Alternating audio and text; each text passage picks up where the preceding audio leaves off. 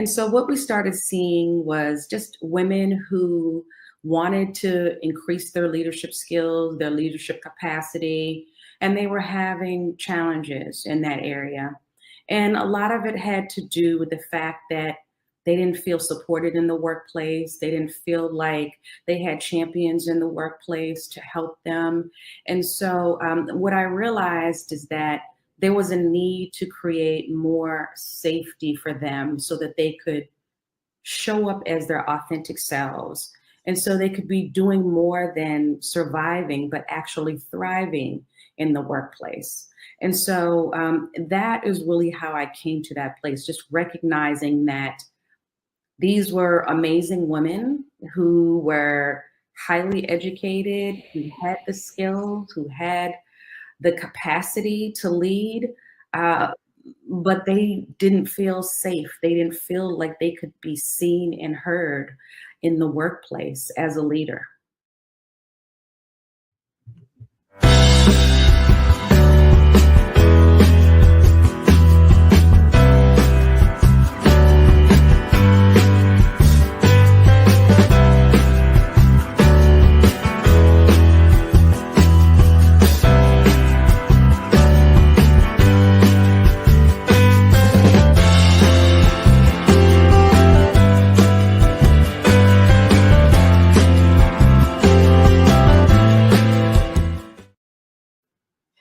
Hello, everyone, and welcome to the Wills, Women, and Wealth podcast, where we lead you holistically from overwhelmed to empowered through estate planning. I'm Elsa W. Smith, your Maryland estate planning and probate attorney, and the host of the podcast. Here, we are going to empower women who value their health, their wealth, and the legacies that they are creating.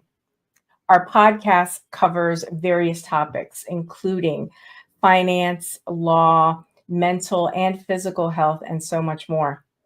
We aim to provide you with valuable information, expert interviews, and educational episodes that answer your questions about wills, estate planning, and probate topics.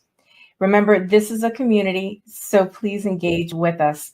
If you have questions or topics that you'd like to discuss, reach us on social media or leave a comment.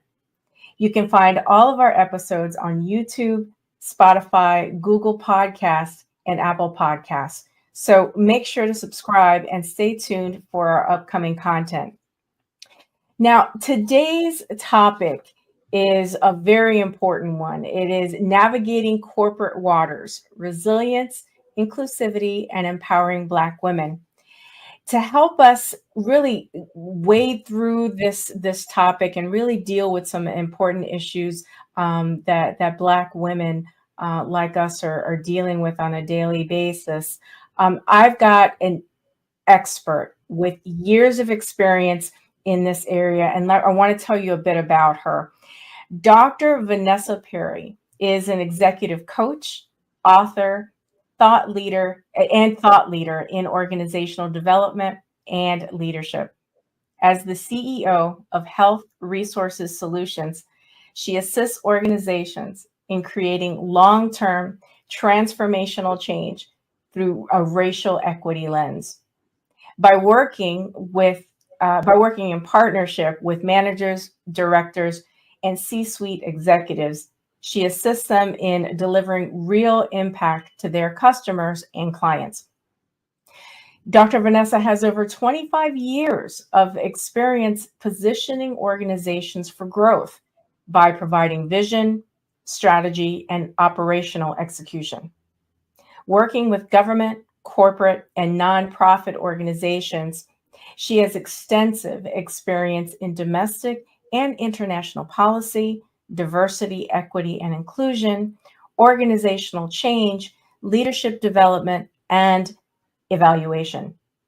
Dr. Venessa's research interest is Black women's experiences with gendered racism and how to create psychological safety and well-being in the workplace.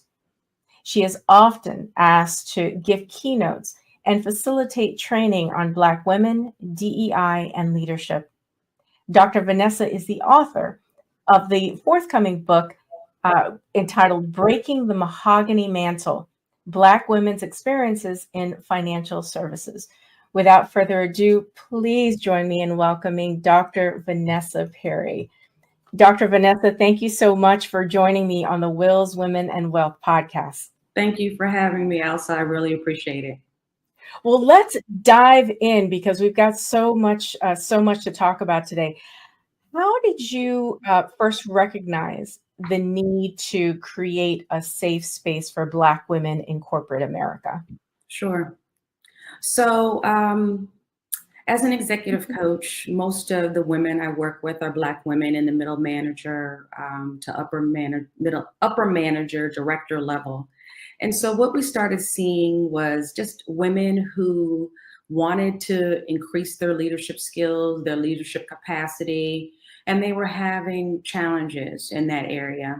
And a lot of it had to do with the fact that they didn't feel supported in the workplace. They didn't feel like they had champions in the workplace to help them.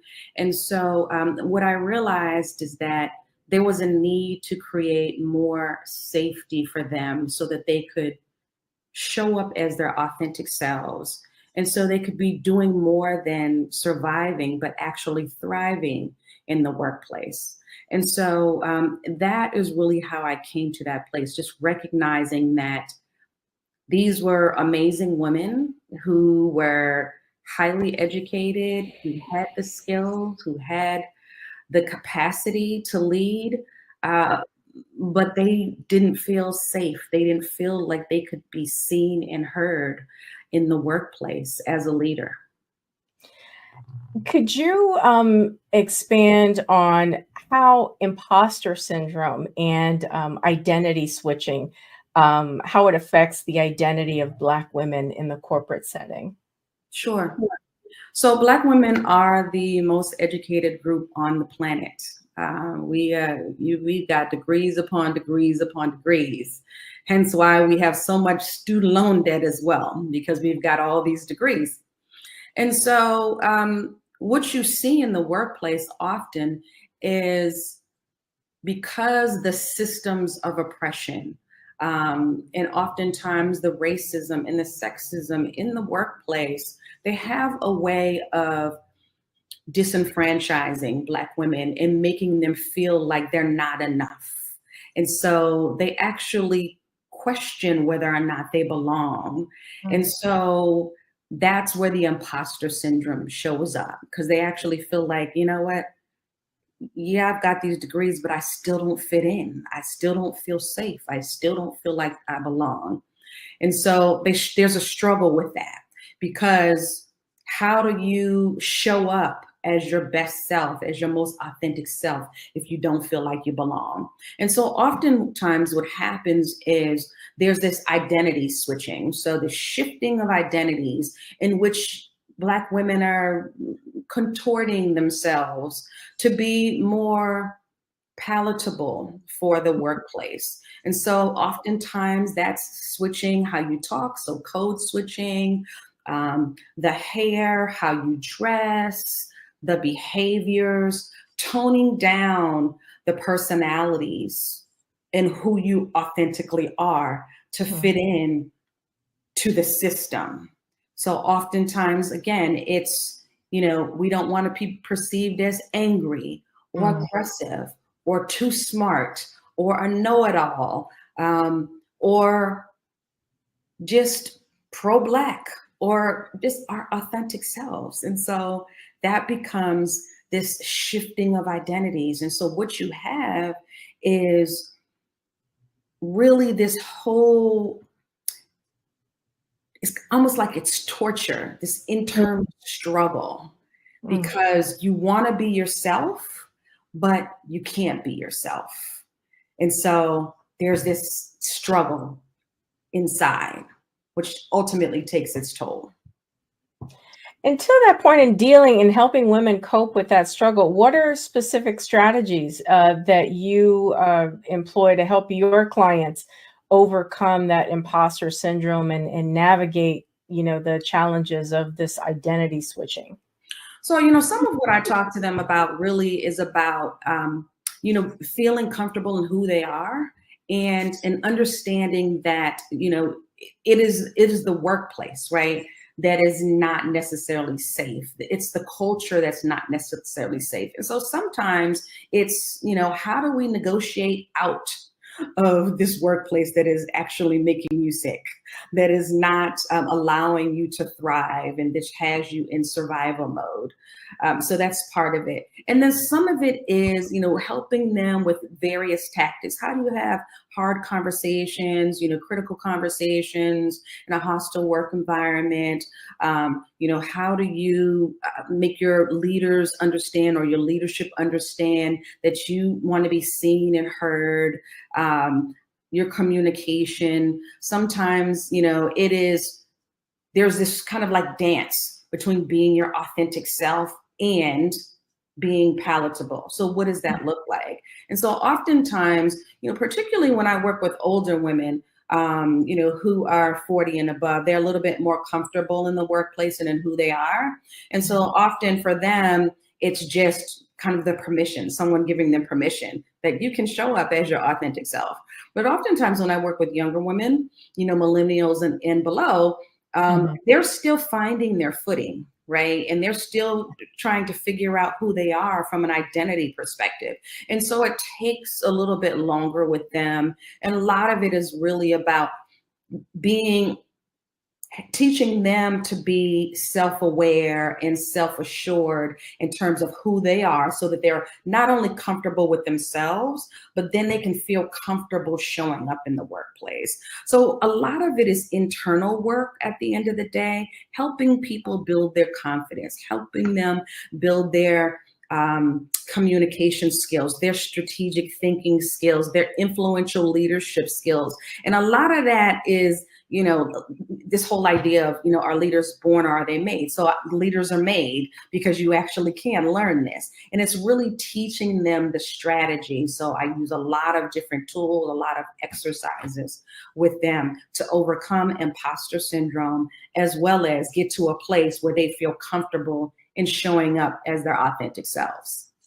I guess what I'm hearing from you is that even the sad reality is that so many of us can't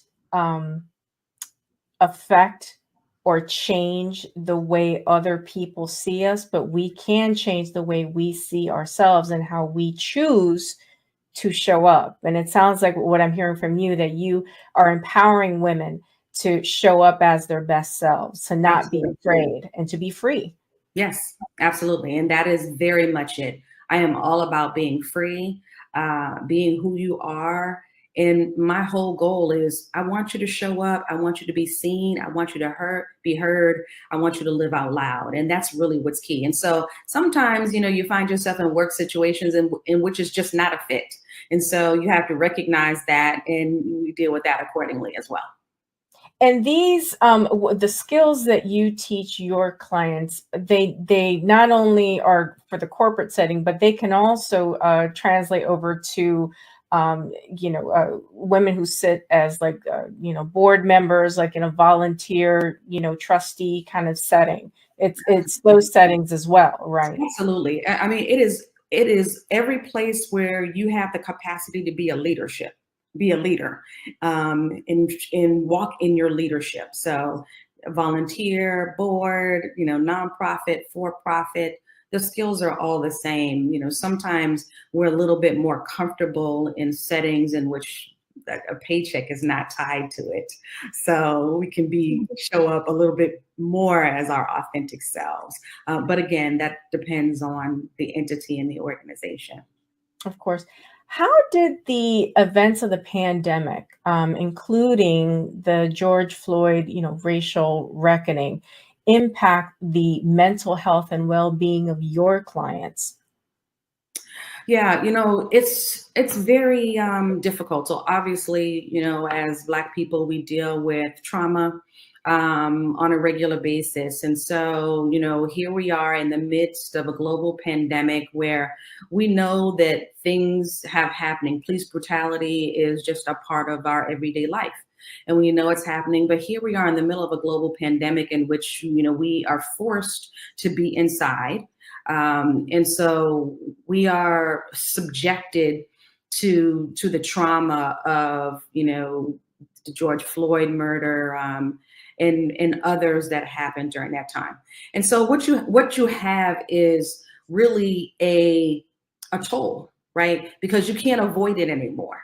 And so oftentimes when you can't avoid things, you really have to you have to face them, and that can be traumatic. And so what I think we found, and what I saw, is just a lot of despair, a lot of depression, anxiety, a lot of angst over kind of what's next. Because again, when you're sitting still, you actually have to face what's happening, versus when you're busy and you can kind of tune things out, per se.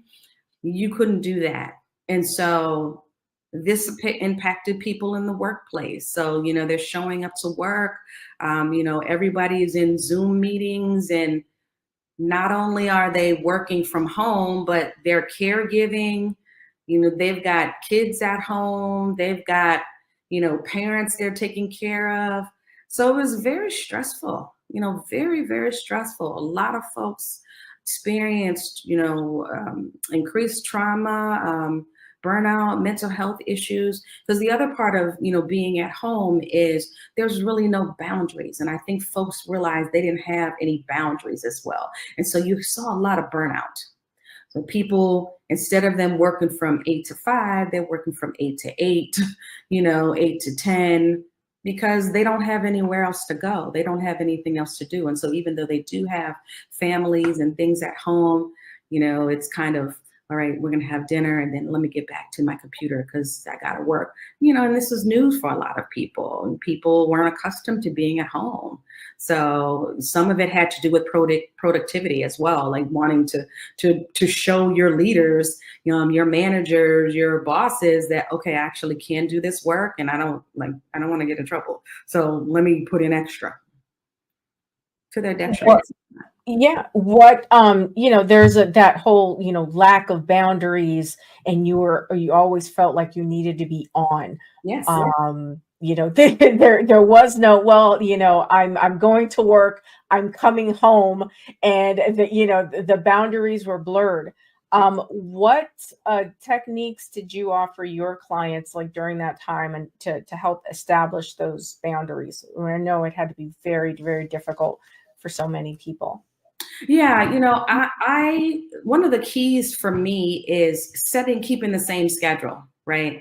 So even though you're at home and you're getting up, and you're working in front of your computer, being very clear about your boundaries, getting up at the same time, getting dressed, being in front of your computer, having whatever your ritual is in the morning before you start your day, prayer, exercise, meditation, having your work day, whatever your close down ritual is for the work day as well. You send off those last emails and you leave the computer wherever it is your workplace is. So if it's in your home office, leave it there. If it's at the kitchen table, leave it there.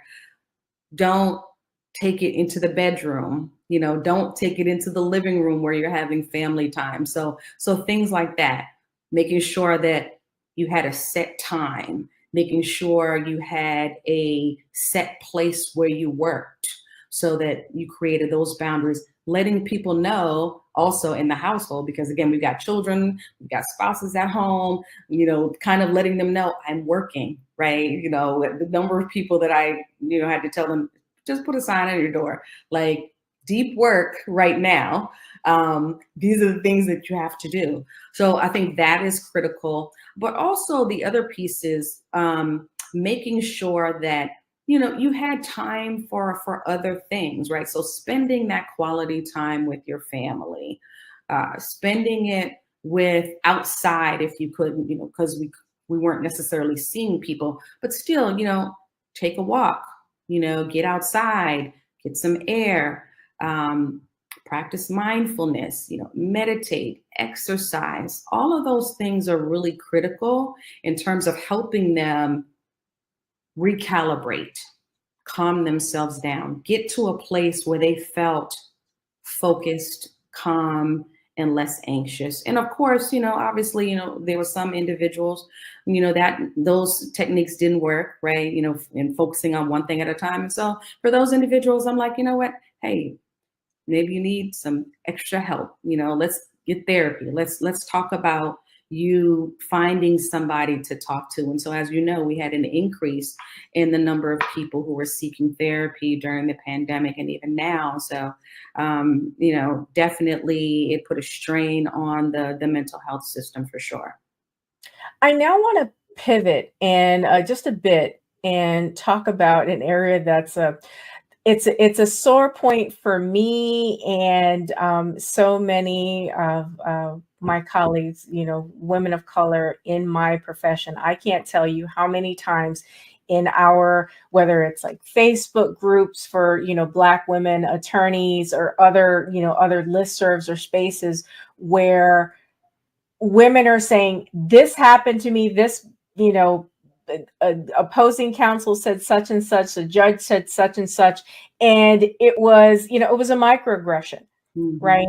And it even in, we're talking about nonprofit spaces, volunteer spaces, there are other people that you may serve on boards with, they say something or do something, and it's yet another microaggression. I want, for the benefit of the audience, if you can define what a microaggression is, and then the follow-up is to share an example of a successful outcome where calling out or identifying a microaggression led to a positive change in that situation. Sure. So basically, microaggressions are repeated kind of like subtle insults. And they happen over, a period of time. So this whole idea of death by 1,000 cuts is basically what it is. So there are these subtle kind of insults, kind of jabs that happen on a regular basis. Primarily, people from other racial or ethnic groups, that are usually in power. So they're usually individuals who are white, but they also occur in within our own group, as well as other communities of color. So that's what microaggressions are. In terms of, how to deal with that. So, I'm a firm believer in calling it out, right? So when it happens, like, point it out. And I'll give you a good example. Like I was giving a training to someone, and a Black woman said, I can't even tell you how many times that people say, oh, you're so articulate. And I look at them and I wonder, like, well, what did you expect me to be? Like, I've got a master's degree. And so it was interesting because the CEO was actually in this training, and he was just like, well, like, what's wrong with saying that? And I said, would you say that to your white colleague? And so he was just kind of like, okay, I get your point. Like, I get your point, right? And I'm like, yeah, if you have to think about, is this something that I would say to my white colleague, right? Am I gonna say my white colleagues are articulate? Or am I gonna make a comment about, my white colleague's hair? You're probably not. You might say, hey, your hair looks nice, right? But you're not gonna say, oh, can I touch your hair? You're not gonna say that. Right. And do you understand like why that's offensive? So, I had another woman in my research. She said the way she called it out is every time she got on Zoom, she'd have a different hairstyle. Some days her hair was natural. She'd have braids, she'd have her hair straightened. In the first 5 minutes they'd spend talking about her hair. She was just like, listen, we're not talking about my hair anymore. Let me just let you know. The versatility of Black hair is we can do lots of different things. Yes, so you may see me with my hair in a ton of different ways, but we're not going to spend the next 5 minutes talking about it. It's inappropriate. Like you wouldn't be doing this to Jill. Why are you doing it to me?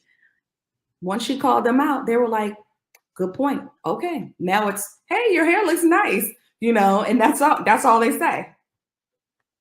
Yeah. I've actually had that happen to me too, because I do. As you said, we are very versatile. I can wear braids.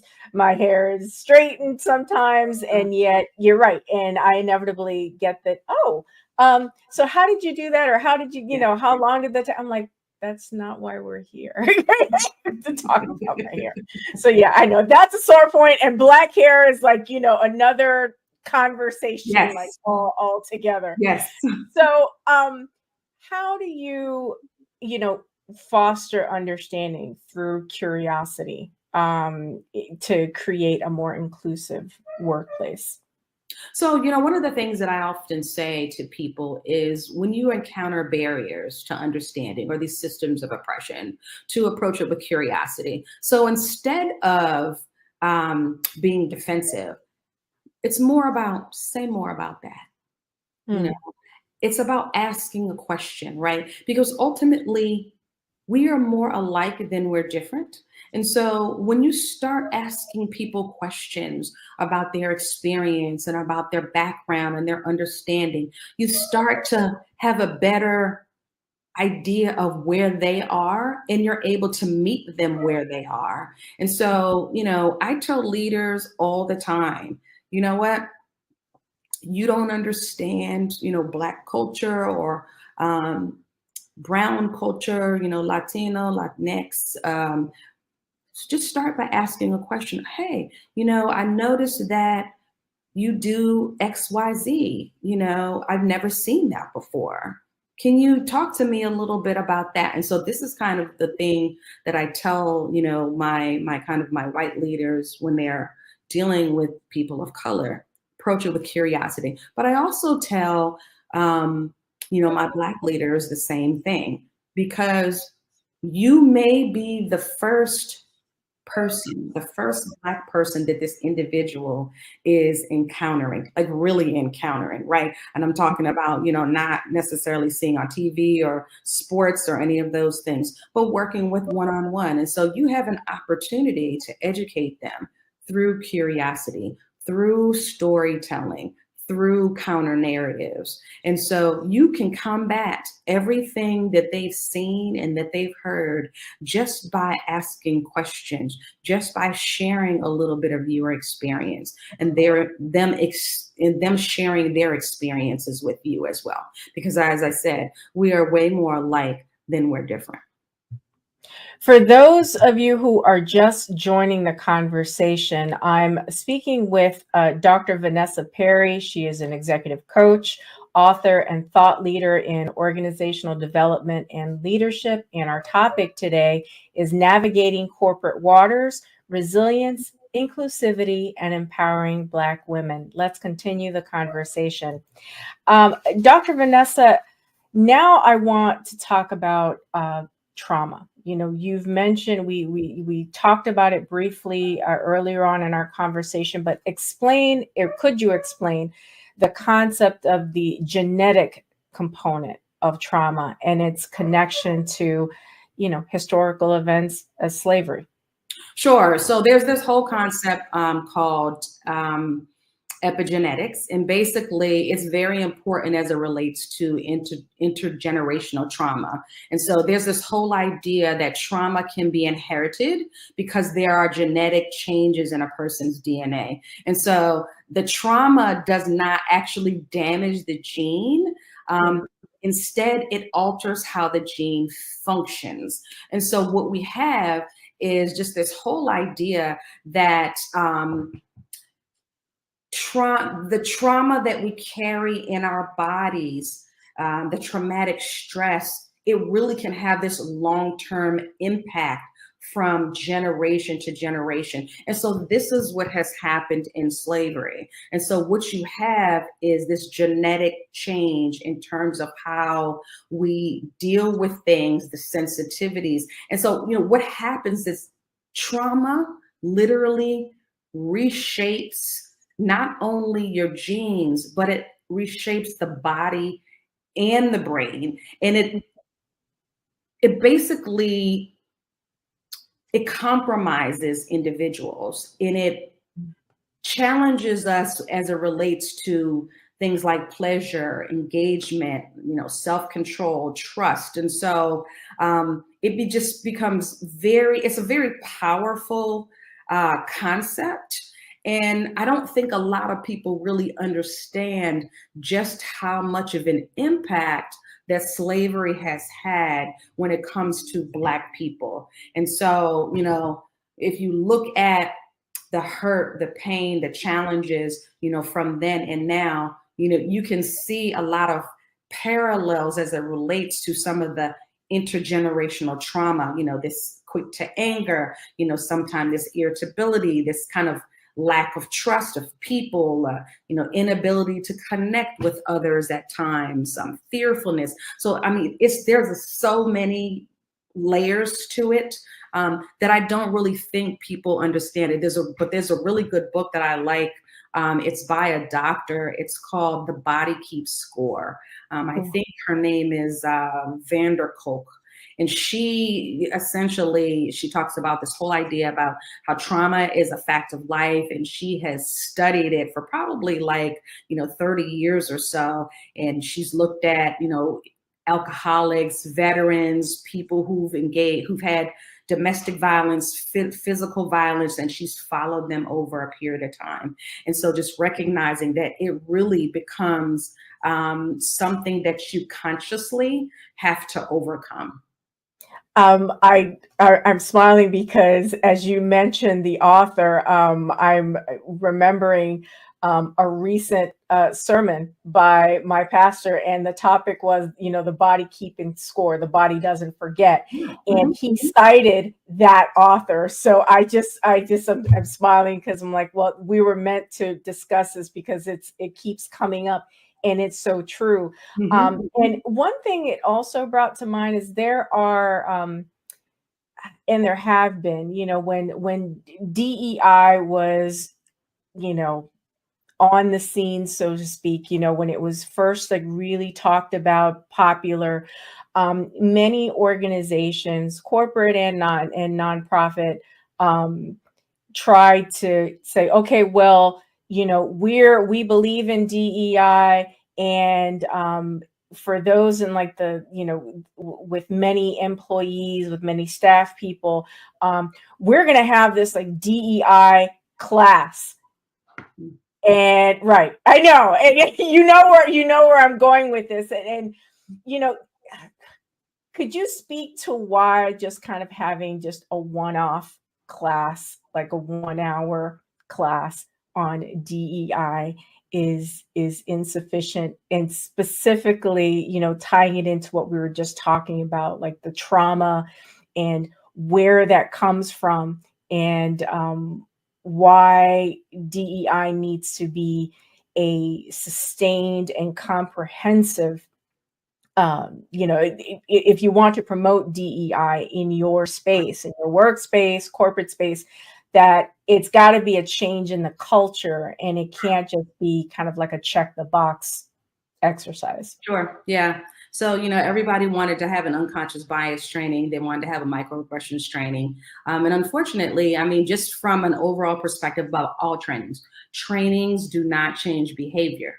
So that's the first thing, right? So you have to understand that. And so if you're a person who understands learning and development and behavior, you know that training does not change behavior. What training does is it creates awareness. Okay. So it creates awareness of what's happening. And so therefore you have to have a sustainable plan that relates to learning and development in order to create behavior change, but also understanding that behavior change, right, happens within. Okay, so there's the work that individuals have to do in terms of, whether they read, interact with people, whatever it is that they need to do so that they begin to change their behavior. That's an internal job. And so when you're talking about, intergenerational trauma and behavior, this is not something that happens overnight, right? So we didn't get the trauma overnight. It's years of trauma, right? And so therefore you can't expect that your behavior is going to change overnight. It takes years, but it also takes a consciousness for that to occur. So even as it relates to intergenerational trauma, I can't even tell you how so many people don't understand the ramifications of slavery and where we are as Black people. And we could literally have a whole conversation on that. Um, but there are people that want to say, oh, slavery was 400 years ago. Why are we still focusing on that? Because we're still impacted, right, in every single facet of society, right? So, from the wealth gap to, educational attainment to, housing, segregation, access to capital, it's in the fabric of our society. It's the system. It's the system of oppression, systemic racism. And that wasn't built overnight, and it's not going to be dismantled overnight, nor are the ramifications. So how can acknowledging that, the historical context of trauma, how can that lead to a more empathetic and supportive workspace? And, keeping in mind, the clients that you serve, how does that help them navigate those corporate workspaces? Yeah, there's something to be said for when you acknowledge, right? When you acknowledge someone and you really see and hear them and you're able to empathize with them, empathy is a key leadership quality, right? Empathy. You may not have walked in their shoes, but the whole idea that you can empathize with the struggle of an individual or the struggle of a group of people will go a long way in terms of building a more inclusive environment, a more a greater culture, one that is empowering, one that is uplifting for all marginalized groups, not just Black people. But I think, specifically for those of us that are Black from the African diaspora, the acknowledgement that, yes, you're brought over here. We took your name, we took your country, we took your language, we took your religion, right? I understand that. And, we made you into citizens here. We used your slave labor to build this country. I understand, right? I understand how that can be painful. And when you start to understand and to empathize and to show compassion to individuals, you begin to break down those barriers. And so, the individuals who say, I don't see color, I don't see race, like, you need to see me. Because if you don't see me, and you don't hear me, then you can't understand me. And so that really becomes the key. So it's acknowledgement, it's empathy, and it's really just this whole idea of, I get it. It may have happened, and I don't even understand how it impacted you in generations. But what I see now is there are things that I can do. There are ways that I can help to use my power and my privilege so that you can get ahead. How can I support you? That's great. Yeah. Let's talk gender inequity. Now, in your experience, what are the barriers that Black women in particular face in accessing capital and advancing in their careers? Yeah, I mean, it's just so, it's interesting because since 2017, Black women specifically have created the most businesses. And so literally we saw probably a 40% increase, right? So Black businesses overall have exploded. But since 2017, Black women-owned businesses have exploded to about 40%. And so that's probably going to increase. The challenge with this is that oftentimes we don't have access to capital, right? And so again, this goes back to, the systems of oppression. So, you could have 800 credit score and you're still not getting the great interest rate, right? You're not getting the best interest rate. You're not getting the same interest rate. your home is not being appraised at the same value as your white counterpart. You've got to strip your house down, so that it looks like it's no signs of you, right? Mm. So it becomes a huge challenge for Black women. I can't even tell you the number of Black founders that I talk to who talk to me and tell me that they've had to pitch 47 times, to get funding, right? Because they couldn't get traditional funding, couldn't get traditional lending, because oftentimes, like, we don't have all the systems in place, right? Because many of us didn't come from money, many of us don't understand businesses, and so maybe we don't have everything that's in place, right? But we know how to run a business. We got a solid business plan. We've got our financials, and so sometimes we just need help. And so now what you have is, this proliferation of venture capital funds and grant opportunities for Black and brown women, to help them getting access to capital, because it's difficult, and it's the system. And until the system changes, it's going to be very difficult, particularly when you can do it, right? Like, you've got the education, you've got the knowledge, you've got the experience. You just need an opportunity. Absolutely. Now, can you describe a success story from one of your either one-on-one or mid-level management coaching sessions? Yeah. So I had one woman who was in a company who just felt like it wasn't a fit. She was probably mid-level manager, and she really realized that she had the capacity to be director level.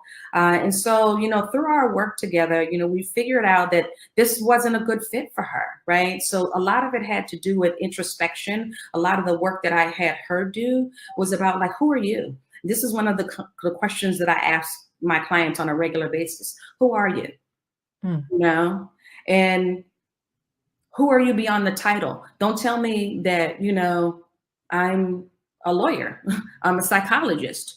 Like, who are you? Right.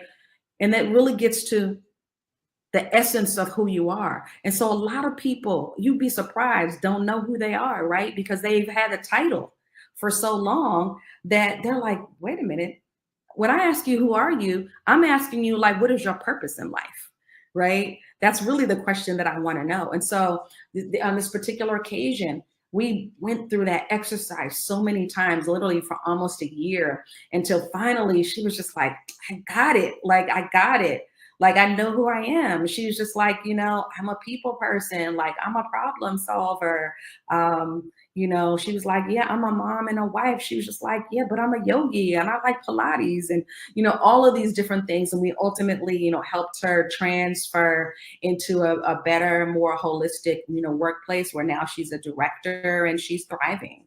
And so it's been about a year now. And so, yeah, just an amazing opportunity to work with her. I had another woman, great younger woman, who was struggling to kind of show up in her workplace. She was trying to figure out, like, who she was. She was only Black in the workplace, only Black woman, middle manager on her whole team. And after we worked together, she showed up more confidently, more influential, more strategic in the way she thought, a better communicator. Right. So she was able to be seen and heard in a way in which she hadn't been previously. And not only that, but she just made all of, like, these just huge steps, went out of the country and experienced things that she'd never experienced before. So she grew during the time that we were together. And that was really, really a big step for her, where she came from, her family, the small community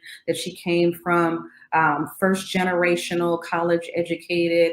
And it was just a mind-blowing opportunity for her all the way around. And so she is thriving, in her workplace now and, looking to see what's next. So I love these types of success stories. I just love them. I love that, and they resonate with me because, like me and other women in my profession, we tend to identify ourselves through the profession. You know, as you said, you're the person you asked, who are you? I'm a lawyer, right? And we, not only the profession, but also we tend to, I've seen, and I've done it myself, is identify myself in relation to other people. Yeah. And not just as self. Yeah. Yeah. You know, so that's Yeah. it's and I'm not surprised. You said that with the one client, it took her a year to really work through that and just realize who she is as a spiritual being, as a, you know, as self. I love that so much. So what have you found that are unique challenges that Black women in middle management face? And how does your coaching, your advice help them to overcome those challenges? So, you know, Black women are most likely to get stuck at the middle manager level because of the gatekeepers. You often need to have access, you need to have sponsorship to the professional networks. And so it becomes very difficult for them to get to that next step. And so oftentimes, you know, some of the things that, you know, that we work on are really, you know, showing up, right? So your influential leadership, you know, how to influence people, their strategic thinking, you know, thinking outside the box. So, you know, people don't understand that it is actually not your technical know-how that gets you to the next level. It's actually who you know, right? And are you able to think strategically? So a lot of times we focus on those types of things, your communication, you know, how are you communicating to your team, right? Are you being vulnerable with your team? Are you being empathetic, you know, with your team? You know, can you be compassionate? How do you have these, you know, these compassionate and courageous conversations with individuals? So it's a lot of those type of things. And like I said, oftentimes it's not just the workplace where they have to like practice these things. It's at home as well. And so the more they practice them, you know, just in all of the different settings, the better leaders they become. And, you know, the more likely they are to be promoted, to do with access in the network and expanding their network and having conversations with people and being able to see the bigger picture, because that's ultimately how you get out of the middle manager role. And all of the research says it, that we're stuck there, and it's because we don't have the access to sponsorship. We're over mentored and under sponsored. Ooh, wow. Yeah. And just for, you know, clarity for the audience, what are you referring to when you say a sponsor in the corporate setting? Yeah, so a sponsor is someone who uses their power and privilege to get you in rooms that you would not be in, that you would otherwise not be invited to meetings, to forums, to workshops. So that's what it is. So this person, you know, and it's usually a white male, sometimes it's a white female, but it's really about, you know, individuals who are using their power and privilege in the workplace to get you into the places, in the spaces where you can be seen, heard, and thrive, so that you can get to the next level. Thank you. Thank you. And as we're coming close to the end of the podcast, I always like to leave our viewers and our listeners with takeaways, these golden nuggets. And we've had so many throughout this conversation, but can you provide specific examples or maybe strategies that women can use to recognize and combat imposter syndrome in their professional lives? You know, so I would say, you know, to combat it, you know, some of it has to do with building their own confidence, right? So building your confidence.